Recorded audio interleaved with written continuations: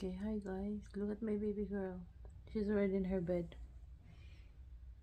She is so cute. Oh my god. Papikit-pikit sa mata. Alam niyang binibidyo ko siya. Look at her, how cute she is. She always sleep with her toy. And then mamaya, I have to put her blanket. But this time, hindi muna. Later on, lalagyan ko na yan siya ng blanket.